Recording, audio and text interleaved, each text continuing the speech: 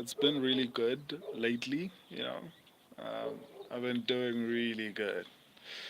Um, I like excelling. I like excelling at everything that I attempted to do. So I wasn't feeling particularly great when I was predicting fights that they were not necessarily going how I wanted them to go. So I'm glad I made some adjustments to my prediction. Yeah, I think maybe I should just leave it like this. I feel like I'm too dark. Anyway, I'm glad I made adjustments to my predictions. I think I did really well. You know, I'm going to go through every single fight on the card on UFC 301. I had really nice results, um, and it's all because I made my prediction analysis. If you've been following my lives, I was feeling super frustrated by not my predictions, and I always spoke about this. It's an analysis channel, it's a statistics channel. So I felt horrible not actually doing really well, and I made adjustments, and it's been incredible since I made those adjustments. Like UFC 300, I got 10 out of 13. And then the following fight night, which was who was it? Nicolau versus Perez. Yeah, I think I got 9 out of 13. And then this card, I got 11 out of 13. You know, so it's been pretty good. Um, I'm working on actually making them a little bit more accurate. Um, so yeah, let me go through the entire card. Let me not waste your time, guys. I know it's late. I did these predictions late, but you know what? Everyone is from everywhere in the world. Probably in your timeline, it's morning. So even though the sun is setting this side. Let me start. The opener, the flyweight bout: Alessandro Costa versus Kevin Borges. I actually thought this fight would be a little bit closer. I knew that Costa would win this one. My subscribers and I picked, and also I need to mention my subscribers also did really well. They got 10 out of 13. I only surpassed them by one because I got like 11 out of 13. My subscribers got 10 out of 13. So you can never go wrong. Even if you go with my subscribers picks, they're pretty good. Anyway, I felt like Costa looked incredible in that fight, because I didn't feel like it was a lock. Like when people were asking me which fight is a lock, this wasn't one of those fights that I was super confident about, because I felt like it was going to be a competitive fight. But you know what? Costa showed up and he showed me that like he is the real deal, and I'm glad I actually picked him because they looked sensational. Um, yeah, there's nothing much to say. He exceeded my expectations. I'd like to see him maybe against a ranked opponent next. But on to the next one: Ismail Bonfim versus Ving Pichel. I think this was a relatively easy one, but I feel like Ismail Bonfim did not deliver on the like he was too much of a favorite to actually win the way he won. I mean, Ving Pichel looked good, but I mean, if it takes you that long, if a 41-year-old takes you to a decision, then it's a problem. I think it's a bit of a problem. You should be concerned. But in any case, my subscribers and I got this one correct. We picked Ismail Bonfim.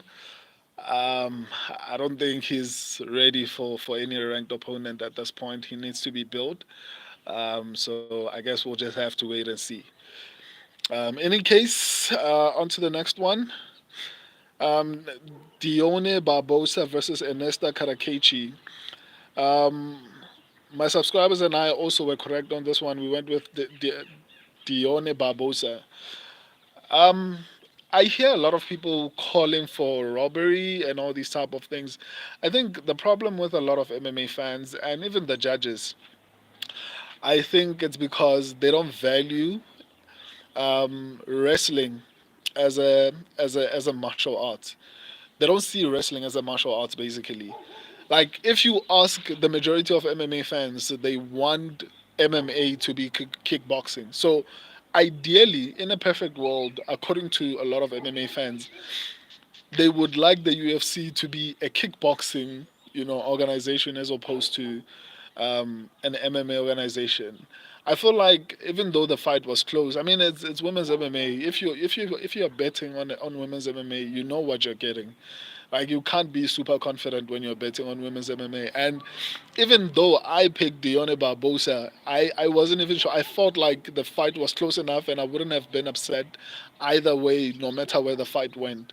I mean, no matter who won the fight, I wouldn't have been upset because the fight was too close for me to actually say who won. Because even though the scoring criteria, but I'll speak about the scoring criteria when I get to Pantoja versus Erceg, because a lot of people had mixed emotions about that fight. So yeah, my subscribers and I were correct on this one. We picked the Deone Barbosa. On to the next one. Mauricio Rufy versus Jamie Mullarkey. Yo, guys, all I can encourage you to do is go look at my upsets prediction and go look at my live predictions. I'm talking about live predictions, and especially the live upset predictions. I do live predictions for fights, and then I then do possible upsets. Uh, okay. So when I did these things, I called a lot of the fights that were close on those predictions. Just go have a look at them, man. Like, they were so accurately detailed. This one, I picked Mauricio Rufy. This was the first fight that my subscribers got wrong, because they went with Jamie Mullarkey.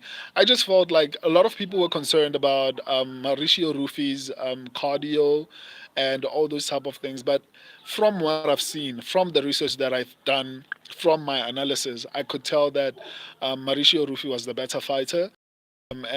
But I'm not gonna sit here and say that I was expecting him to do that to Jamie Mullarkey, because Mullarkey has went to decisions with some of the most talented, not the most talented, but the most decent fighters in the lightweight division. So it was shocking. We're talking about fights. How about Steve Erceg blowing his title fight? I'm going to get to Steve Erceg. I'm going to get to Steve Erceg. Right now, I'm still in the prelims, early prelims. But yeah, that was like, I don't think Steve Erceg blew it. I just feel like Pantoja's experience. I think if you watched my live predictions, I did say that the fight would be evenly matched. What would make the biggest difference will be the experience, and that's why I picked Pantoja. But I think Pantoja's reign is going to end, if not this year, then definitely next year. He's going to lose the belt. Um, I can't tell you why I know this, because this is based on my analysis. There are certain things that I can see, based on the way I predict fights. Anyway, let me get back to you guys. Distracted me from what I'm supposed to be doing. I'm still in the early prelims.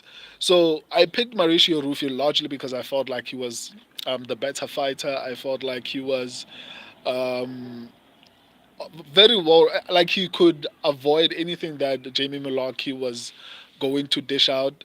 But I honestly didn't expect him to just dominate him the way he did, especially on the feet.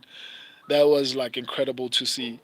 So yeah, I went with Mauricio Rufy. I think he has an incredible future, but it's lately, whenever you get into the UFC, like at the bottom, you can look untouchable. But as soon as you get into the top 10, top five, a lot of these prospects go to decisions. So I guess we'll just have to wait and see once he gets into the rankings. But he looks sensational. Um, Onto the lightweight division is incredible. Like, it's even funny. I picked Mauricio Rufy. My subscribers picked Jamie Mullarkey. They got this one wrong. On to the next one. Um, Joaquim Silva versus Drakaklaus.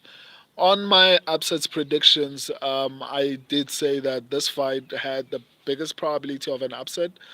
Even though the upset didn't happen, it almost did because Joaquim Silva, a lot of people were writing this guy off and were like, nah, Klaus is going to run through this guy. And I was like, nah, but it's going to be a really close fight. Um, but yeah, I picked Drakat Klaus. My subscribers also went with Drakat Klaus. Um, so yeah, I wasn't really impressed with his performance, but I mean, Aman Sarukian was only able to finish Joaquim Silva in the third round. So I think it's a good win. So yeah, but I didn't like Klaus's performance. He still needs to do a lot of work. I thought he was ready for the for ranked opponents. I don't think he is. But anyway, my subscribers and I got this one correct. On to the next one. Elvis Brenner versus Magdebag Orobai. Um, when I was watching the fight, I was a little bit disappointed. If John Jones was trans female, do you think she could kill him? And then I'm not gonna answer that. I don't want to get into trouble with YouTube. Um, to be honest, initially I was like, no, Jamie, but what do you call him? Orobai is not as good as I thought when I was watching the fight. And then I sat down. I was like, you know what? Elvis Brenner is not like an easy dude to fight. I think Elvis Brenner was on a win streak. Um, so I feel like we'll see. We'll see as time progresses how good Elvis Brenner is, and that will tell us if Orobai is as good as we thought he is. But I think he's as good as we thought he is. He just fought someone who is equally good, and I did also say that the upset was possible on this one, even though my official pick was Orobai. But yeah, Orobai looked tired, like they both looked gassed. I felt like Orobai was making a lot of mistakes on the ground. He looked good both on the ground and on the feet, but I felt like he has a lot of work to do. When I saw him against Uros Medic, and even in my predictions, I actually did say this. In my predictions, I did say that he struggled on the feet against Uros Medic, so that worried me, and I feel like I was correct. I thought he was elite on the ground, but I don't think he is. Um, Now, one of two things could be the reason. He probably should consider going back to welterweight because he looked very dangerous at welterweight. Um, he got nice elbow, but didn't help him. Yeah, no, I'll come back. I'll come to Luca Worth for enjoying your channel, brother. Thank you, man. Thank you. I try my best to make sure that my predictions are accurate, and I provide you with as much information as possible. So it's always nice to get some few people appreciating what I do. I'm assuming, based on what you're saying, I'm assuming like you've gone through my whole entire channel, you've seen the short section, you've seen the standard video section. So I'm assuming that what you're saying now is because like you've seen the entire channel. So I appreciate that. Let me continue with what I was saying. Where was I? Orobai, yes. So I remember speaking, and even on my predictions and breakdowns, I actually did mention that um, Orobai struggled against Uros Medic on the feet. And Uros Medic, I don't know what does that, because I feel like Orobai was making a lot of mistakes in that fight with Elvis Brenner. But in any case, my subscribers and I picked Magdebag Orobai. We got that one correct. So yeah, on to the next one. Um, Carolina Kavolkevich versus Yasmin Lucindo. I went with Yasmin Lucindo. I don't know why my subscribers picked Carolina because I could see that Yasmin would win this fight. But my subscribers didn't do that badly, so I'm not gonna even question that one. But I officially picked Yasmin Lucindo, and I feel like it was a good win. She beat a veteran that was on a win streak. Um, I don't know how she's going to do once she gets into the top 10 or top 5. I feel like she still needs to improve, but I feel like she got a really good win against Carolina. My official pick was Yasmin Lucindo, and she was one of my locks actually. Yasmin Lucindo, Ismail Bonfim, Caio Borrallo, as well as that. I had four locks. It was these three. I forgot the other one, but I'll remember as I go on. But yeah, my subscribers went with Carolina. I went with Yasmin Lucindo. This was the second fight that my subscribers got wrong. Jack Straw versus Joe Anderson Britu. I thought this would be a little bit closer than it was. I was surprised, but it could have been. I feel like Joe Anderson Britu was doing too much, and maybe he might have gotten tired in the third round or maybe late in the second round. I don't know, but I felt like it was. I would have liked to see that fight go on, especially because Jack Shaw was not limping. He was not doing anything that could concern the referee. It just felt like they just wanted to give the win to the Brazilians, because even though Brito was probably going to win that fight, he was looking sensational. I just don't feel like that was enough to actually stop the fight because the doctor was even inserting his finger into the wound, making it even worse. So I don't know why he was even doing that. It was a horrible stoppage in my opinion, because that we have seen injuries whereby it's near the eye, but they allow the fight. Like RoboCop. Do you guys remember the injury on RoboCop? And they didn't even they didn't even stop that fight. There's a cat behind me, and we don't own cats, so. Anyway, my official pick was Joe Anderson Britu. My subscribers also went with Joe Anderson Britu. Um, On to the next one. I was so happy. I was so happy when the prelims ended and I got everything correct. I was like, I'm going to get 100%, and then Smith came. But anyway, let me get to Paul Craig versus Caio Borrallo. I think Paul Craig looked decent. More decent than I actually anticipated he would look. Um, I don't feel like Kyle was as impressive as I wanted him to be, but he still got the knockout, um, and he still got the win. I just feel like it could have been a little bit more dominant, especially if you are going to be the champion. Then I feel like your wins should be a little bit more dominant.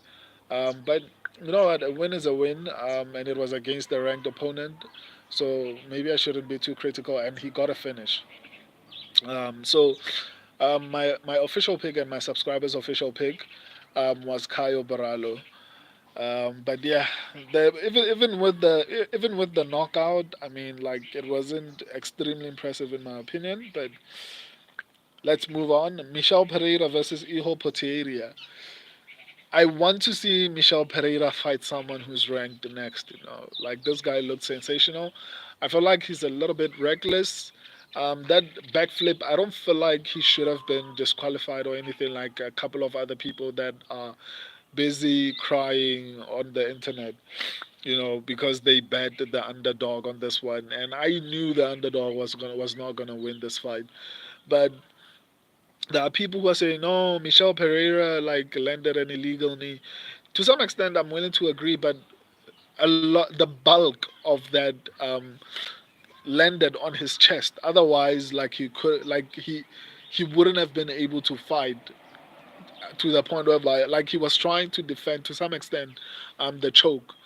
So he was conscious to some extent. Maybe it rocked him, but I feel like even when you look at it, it was like a punch that barely landed. So I can't give it too much weight, but I can agree to the fact that he should get like some type of a warning. Even despite the fact that he won, he should get a really stern warning for him to avoid doing those kind of things, because as you get higher in the ranks, it becomes a really serious problem. Esek did more damage. I'm coming to that.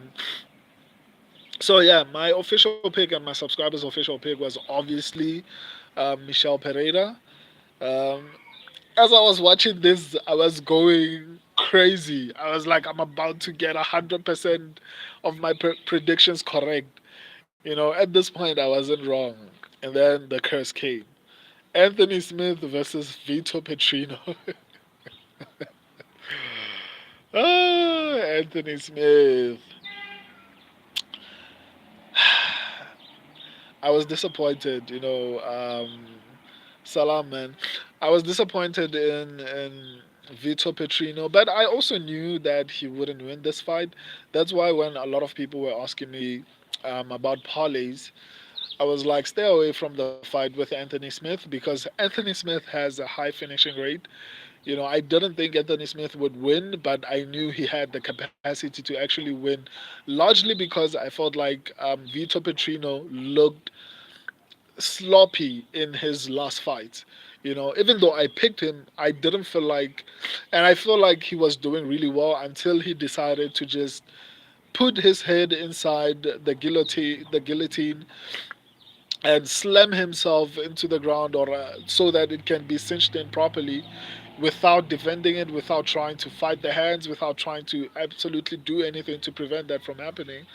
I don't know why he made that decision to actually give Anthony Smith the fight. I don't know. Maybe he had someone who had, bet money on him that he knows. I don't know, man. Like, he didn't even try to fight that submission. He put himself in that situation. Um, that showed me he lacks IQ. Number one. Number two, I think he is too big for lightweight for whatever reason. I think he'll be a little bit more disciplined if he tries to cut down to middleweight. Um, like the muscles, maybe they are what's making him sloppy, but I feel like it's also an IQ thing, a fight IQ thing. Like the decisions that he made in that fight were pretty stupid because he rocked Anthony Smith in that fight. Like, why do you then decide, what? Let me just try to grapple this black belt. The guy who has like 15 submissions, or was it 14? Yeah, 14 submissions or something like that. Like, why would you try to even grapple that guy when you are hurting him on the feet? Like, it doesn't make any sense. This was the first fight that I got wrong on the entire card. Um, I was pretty disappointed. But you know what? When Vito Petrino is Anthony Smith's brother, like they do the same things. So I can't be mad at myself. It was like basically a coin toss. Anyone could have won. It just comes down to who makes the worst decision in the fight. So yeah. On to the next one: Jose Aldo versus Jonathan Martinez. Well, on the previous one, like I said, that was the first fight that I got wrong. I picked Vitor Petrino, and my subscribers also picked Vitor Petrino. At this point, my subscribers got three wrong, and then I was one. I got one wrong at that point, at this point, right? And then Jose Aldo versus Jonathan Martinez came. I picked Jonathan Martinez. My subscribers went with Jose Aldo. This was the second loss on the card that I got. So these were the two losses on the card that I got, the entire card.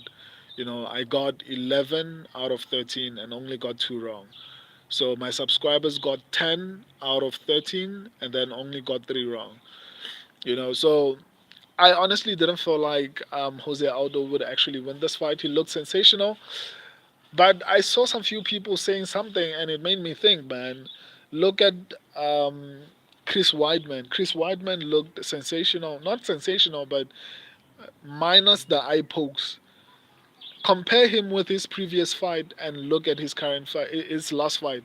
The fight before the eye pokes, Chris Weidman looked like he was supposed to be retired. Even Dana White was telling him to retire. And in his last fight, Chris Weidman looked untouchable. And this is after USADA was removed from the UFC. Uh, I'm not accusing anyone of anything, but now Jose Aldo looks like he's in his prime. Jose Aldo looks like he's 30 years old. He was even faster than Jonathan Martinez. So I don't know, man. I don't know. I don't know. But nonetheless, Jose Aldo looked sensational in that fight. I didn't expect him to dominate as much as he dominated. Congrats to him. My subscribers got this one correct. Unfortunately, I got this one wrong. On to the main event. My subscribers and I got the main event correct. We picked Pantoja. A lot of people feel like Steve Erceg won, but I disagree. Round one, I think Pantoja got it. Round three, I think we can't necessarily. If the elbow dropped, if the elbow dropped Pantoja, I would agree. Or okay, yeah, maybe they should have given him that round. That elbow only cut Pantoja, and you can't say then that's the only thing that should be counted because that's the only thing Steve Erceg did in round three. We can't necessarily say that Steve Erceg should be given round three just because he landed one elbow, and all of a sudden now we have to give him the whole round, and we should ignore everything that Pantoja did. The elbow didn't even rock him; it just cut him. So I don't feel like that was enough for Erceg to win the third round. So for me, I scored at least round one, round three, and round five for Pantoja. So I feel like everyone was crying that Pantoja lost that fight. I don't feel like he lost. It's a matter of opinion. I can honestly say I wouldn't have been too upset if Usyk won that one because it was that close. But I don't feel like it was a robbery like people are calling it. It wasn't that horrible. People like to exaggerate things. But as far as my predictions, if you watch my predictions and if you watch my upsets predictions, I did mention that there was a possibility that the fight would be extremely close. A lot of people were saying, "Oh my God, Usyk is going to knock this guy out." I was like, "Nah, that's not gonna happen." And I could see that the fight would be evenly matched, and it was a back and forth. But I knew that experience would play a significant role in that fight, and it did in the fifth round. Usyk made a stupid decision that probably cost him the belt. Like if he had not tried to shoot a takedown, he might have won the fifth round, and as a result, he could have been the champion right now. He cost himself the fifth round, and it's because of experience. And I knew if you go watch my predictions, I did mention that experience would play a significant role in this fight because they would be evenly matched. And you know what? I got that one correct. If you haven't been watching this whole thing, basically my subscribers got 10 and got 10 correct, and they got 3 wrong. I got 11 correct, and then I got 2 wrong. I'm going to do early predictions for UFC 302. I'm going to also do predictions for Lewis versus Nascimento. I'm also going to do upset predictions on my live. So if you're not subscribed, subscribe. Or before, if you want to be convinced to subscribe, if whether or not you should subscribe, just go through the entire channel. Go to the video section, go to the short section, go to the live section of the channel, go to the community section of the channel. If you want to make a decision before you even subscribe, just go through the channel and see what I'm doing on the channel. There's a reason why people are thanking me in the comment section. I'll see you when I do predictions and upset predictions for Lewis versus Nascimento. Tomorrow I might do the early predictions for UFC 302. So probably see you tomorrow when I do those predictions. Until then, I love you guys. I appreciate you guys. You mean a lot to me. See you tomorrow. Deuces.